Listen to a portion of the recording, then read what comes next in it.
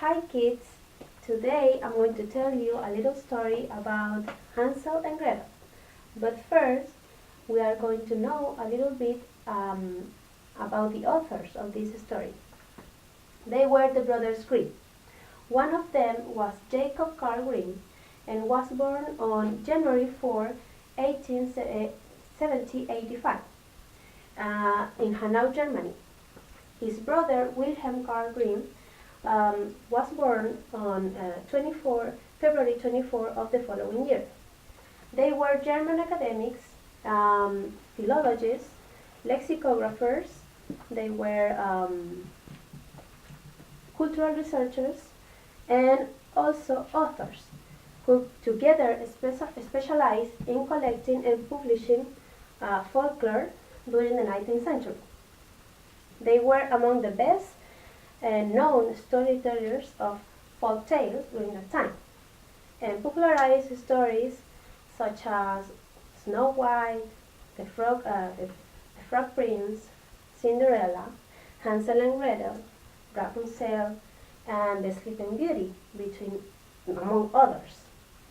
Their first collection was the Children's and the Household, and was published in 1812 and is available around the world in more than 100 languages, and was later adopted by famous filmmakers, including Walt Disney, with films such as The Seven Dwarfs and The Sleeping Beauty, for example.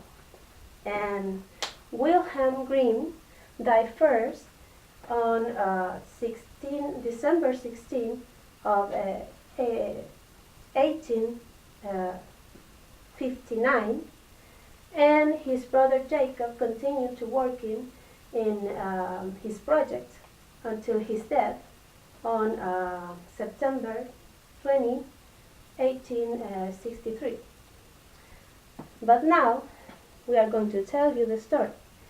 A little story, beautiful, and I hope you pay attention. Once upon a time, a very poor woodcutter lived in a tiny cottage with his two children, Hansel and Gretel. And his second wife often ill-treated the children and was forever nagging the woodcutter. There is not enough food for all of us. There are too many mouths to feed. We must to get rid of the two brats, she declared. And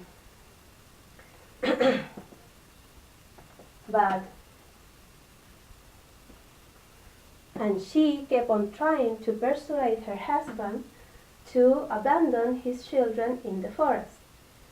Take them miles away from home, so far that they can never find the way home. Maybe someone will find them and give them a home. The downcast woodcutter didn't know what to do. But one night, Hansel had overheard this conversation between their parents, and he tried to comfort her sister. Don't worry, if they leave us in the forest, we will find a way home, he said, and slipping out of the house, he filled his pocket with tiny white pebbles and then went back to bed. All night, the woodcutter's wife harped on and on at her husband till at dawn. He led Hansel and Gretel out into the forest. But as they went into the depth of the trees, Hansel dropped little white pebble here and there on the mossy green ground. And here we have Hansel and Gretel and his father walking through the trees of the forest. At a certain point, they found that they really were alone. The good cooter collected enough courage to desert them and mumbled an excuse and was gone. The night fell, but the good cooter did not return, and Gretel began to cry noisily. And Hansel, too, felt scared, but he tried to hide his feeling in order to comfort her sister. "Don't cry, trust me. I swear I'll take you home, even if Father doesn't come back for us." Likely the moon was full that night, and he waited to its cold light filter through the trees. "And now, give me your hand," he said. "We will get home safely, you will see." The tiny white pebbles shone under the moonlight, and the children found their way home. They crept through a half-open window without wakening their parents, and cold, tired, but thankful to be home again, they slipped into the bed. Next day, when the stepmother discovered that Hansel and Gretel had returned, she went into a rage. She locked the bedroom door, reproaching her husband for failing to carry out her orders. The weak woodcutter protested, turned as he was between shame and fear to fail the orders of his cruel wife. The wicked stepmother kept Hansel and Gretel under lock and key with anything for dinner but a sip of water and a piece of hard bread. Husband and wife discussed all night about the children, and when the dawn came, he led the Hansel and Gretel away into the forest. Hansel, however, had not eaten his bread, and as he walked through the trees, he left a trail of crumbs behind him. But the boy had forgotten that the hungry birds that live in the forest. So when they see him, they flew along behind him, and they, in no time at all, they had eaten all the crumbs. So,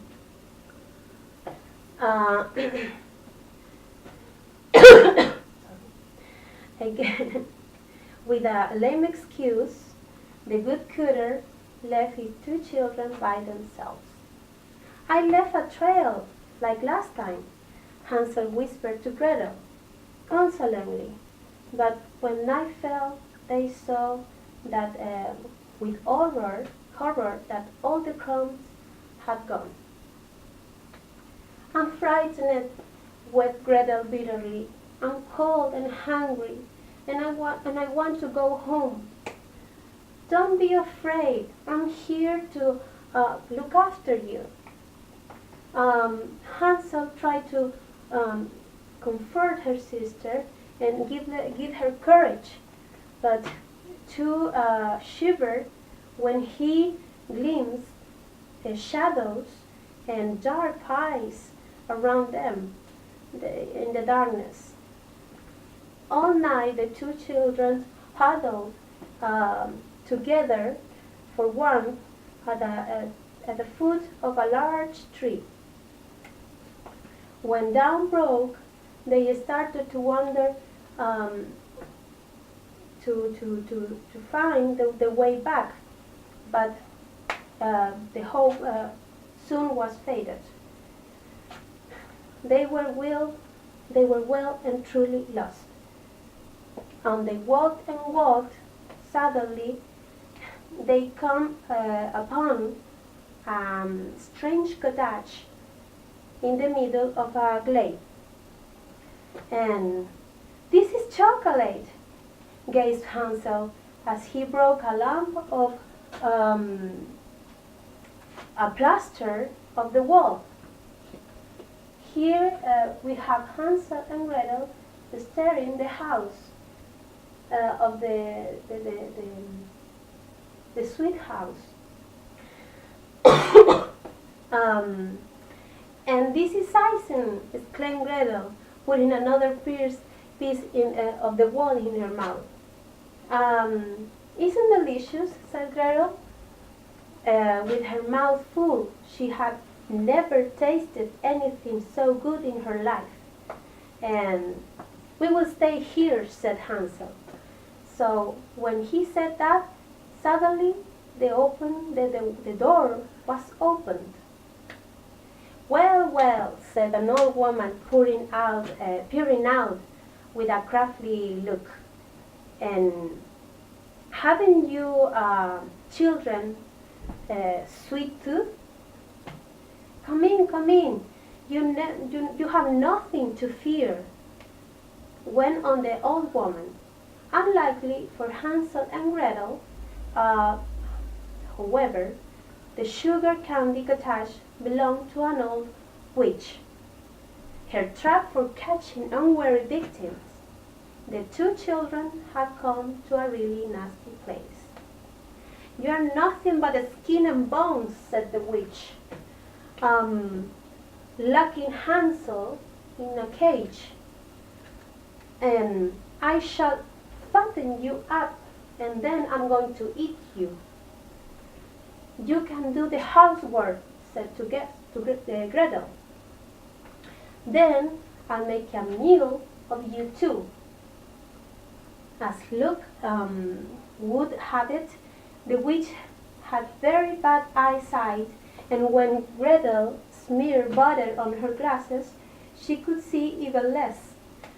Let me feel your finger, said the witch, and to Hansel every day to check if he was getting fat or not. Now Gretel had brought her brother a chicken bone, and when the witch went to touch his finger, Hansel had out the bone out of the cage. You are still much thin, she complained. When will you become plump? One day the witch grew tired of waiting. Light the oven, she told Gretel. We are going to have a tasty roasted today. A little later, hungry and impatient, she went on. Run and see if the oven is not enough hot or not, is hot enough or not.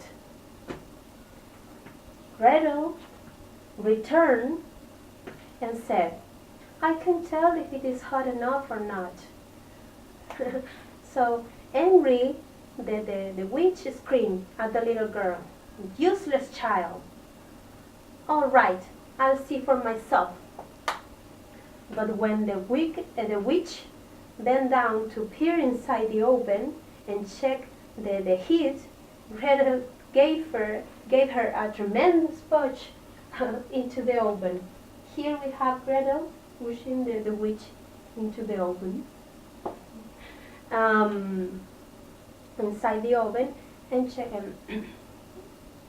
The witch had come to feed her brother, and Gretel ran to set her brother free. And they made quite sure that the oven door was tightly.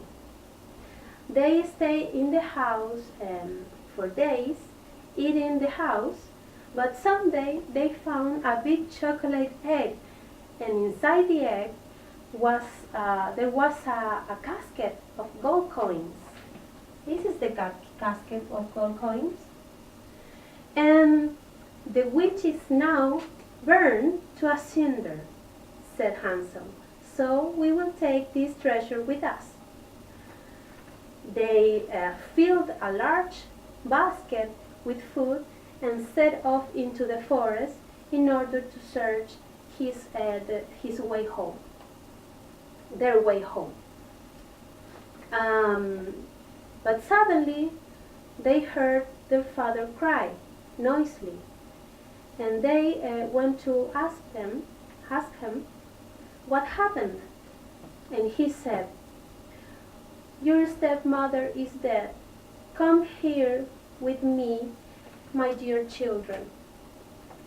The two children hug the woodcutter and they say, promise you'll never, ever desert us again. They threw up her arms round the neck of their father, and Hansel opened the basket and said, "Look, father, we are rich now. So you will never ever have to work again." And they lived happily together ever after. And this is the story. I hope you have enjoyed my presentation for you.